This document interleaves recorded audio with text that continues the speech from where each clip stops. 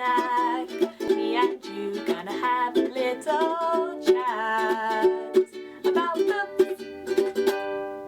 Hi guys! So I am here today to do a book review, and the book that I'm going to be reviewing is number 12 in Wheel of Time. This is written by Brandon Sanderson after Robert Jordan's death, but it is the continuation of the series that Jordan began. It's called The Gathering Storm. And I was super excited to get to this one in the series because actually the main reason I began the Wheel of Time series was because I wanted to read everything that Sanderson had written, because I just loved his stuff and I really wanted to read everything by him. And so that's why I began the Wheel of Time. But then I did actually end up completely falling in love with Robert Jordan's writing style over the 11 books before this one. So I did end up really loving Robert Jordan as a writer. I think he's an excellent writer as well. He has some flaws. He's definitely got moments where he drags things out a bit too long, or there are things that are a little bit slow moving, whereas Sanderson taking over the Wheel of Time series, it's quite a different feel to that. But I think each of them as an individual writer, Sanderson and Jordan, are both very highly credible writers with fantastic ideas for world building and plot and characters and development, and in both of their own separate series it works fantastically well, but equally in this one, which is a combination of Robert Jordan's ideas with Sanderson writing the actual book, I think that this was just so well done. So well done. So in this book we start to see all of the threads and all of the people and characters and different ideas that Jordan has begun, and we get to see Sanderson start bringing them really closely together. There are so many things that get answered in this book, so many questions that I had forgotten I had because they were that long ago and we still didn't have the answers, that I'd forgotten that I even wanted to know the answers. And so Sanderson was very good at slipping in all of these answers very subtly as a great part of the plot. It didn't feel forced, it didn't feel like any of these were shoehorned in, it all felt very natural. The only thing I would say about Sanderson taking over the series is that he gets to the point a bit quicker than Jordan does, which, seeing as this was supposed to be the 12th and final book, is a good thing. But because Robert Jordan had spread all of his plot and characters out for such a long way, Sanderson actually decided to split the 12th and final book into 3 books, because otherwise it would have been gigantic. So there are the 12th and then the 13th, which is A Towers of Midnight, and 14th, which is A Memory of Light. So I'll be getting to them very soon. This book itself was just fantastic. It gave me so many answers, as I said. I felt like the pacing and the characterization didn't change too much with Sanderson, except that everything was happening faster. Everything seemed like there was a purpose behind it, whereas some of Jordan's long passages, even though they have a purpose, they do sometimes go off in these sort of tangents, or they don't necessarily fulfill the full purpose or the full idea and event. We don't get to see it completely played out. We see it stretched out for a long period of time and then eventually it will be resolved. Sanderson's a lot better at getting to the point of things, sorting out all of the different threads that Jordan had begun, and just basically untangling everything and making everything flow better and work together in order to create the ending of this story, or at least the beginning of the end, which is what this one is.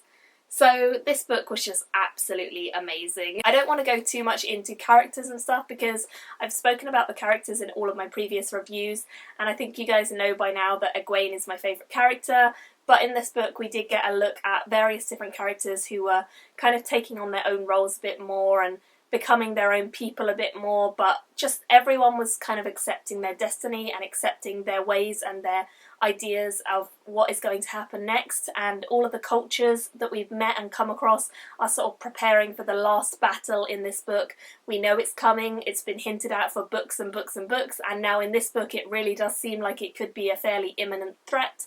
So there's a lot going on, there's a lot of talk of Forsaken, there's a lot of talk of generally the Dark One and his powers and his manifestations and the way that he is starting to influence the world in much bigger ways, and no one really knows what to do. Rand, who is our main character, he's having a hard time dealing with exactly what to do and how to strike back, but he has some ideas and he does bring them up in the book, which made me very happy. I felt like Egwene and Nynaeve and Elaine and all of those characters were just fantastically developed, and I felt like all of the characters except for perhaps Matt were done really, really true to themselves and really well by Sanderson. I didn't feel like he changed the characters. I didn't feel like he made them his own in a massive way. You could tell it was him writing and not Jordan, but he used all the same expressions and he used all the same ideals and beliefs that those characters already had ingrained in them, so it wasn't like they were a completely foreign character. The only character who I felt was a little bit different when Sanderson took over was Matt, and Matt seemed more bitter to me. In the past I said that I've had issues with Matt. Everyone seems to like Matt, but I've had issues with him as a character from the beginning because I felt like he was quite spoiled and quite annoying in the first few books, and then in the middle he became a lot more interesting to me, especially the last few books where he's actually had a major role. I thought he was becoming really interesting as a character, and then this book I thought he was coming around to the way of things and he was sort of accepting that there were things he needed to get done and people he needed to support and be there for. But then he did seem a little bit too bitter, in my opinion. It seemed like he had a bit of a shift in personality from book 11 to 12, and I think that was just Sanderson not necessarily getting him quite right. But that's not a major issue for me. I know it is for some people, but for me it wasn't a major issue. I kind of liked the bitter side of him as well as I liked the previous Matt, but there is a slight discrepancy there in my opinion. All the other characters felt seamless to me. I felt like Perrin was a much stronger character with Sanderson writing him than he had been in the last few books, and I think that there's just a lot that's going to happen in the next two. I ended up giving this a 5 out of 5 stars. I'm sure you guys can work that out from how much I'm raving about it and how exciting it was, but honestly Sanderson did an excellent job taking over this series.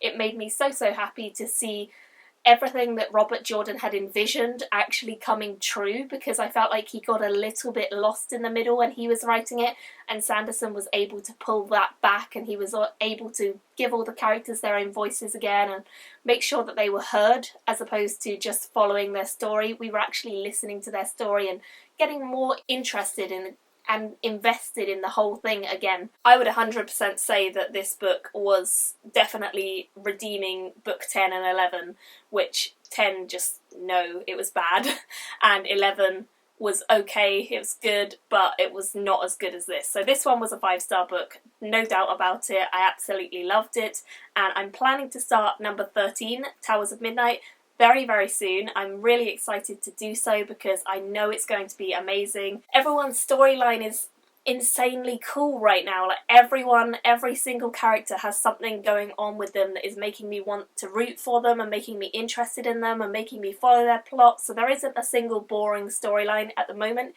in my opinion, which is fantastic. And yeah, I'm just really looking forward to seeing how it's all going to tie up and what's going to happen. So I would absolutely love to hear all of your thoughts. If you guys have read this, let me know them down below.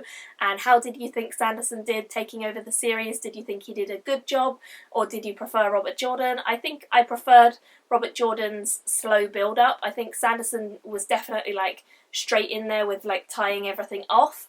But equally, I'm happy that he's doing so because it's been 12 books, you know? It's been a long time of Jordan sort of dragging things out a little bit too far. So the combination of the two of them, his ideas and Sanderson's writing style, was just really fantastically epic in my opinion, and I just absolutely loved it. So I would highly recommend that if you guys have ever given up on the Wheel of Time series when you're not far from this book, continue with it, because I know that 7, 8, 9 and 10 are a little bit slower moving, and 11 as well in a way is a bit slower moving, but 12 and I'm sure 13 and 14 are going to be epic. I can tell you guys that for sure. So I would highly recommend the series, of course. 5 out of 5 stars. Loved it. And yeah, let me know all your thoughts as well. Thank you guys for watching, and I will see you all very soon in another video. Bye! Me and you gonna have a little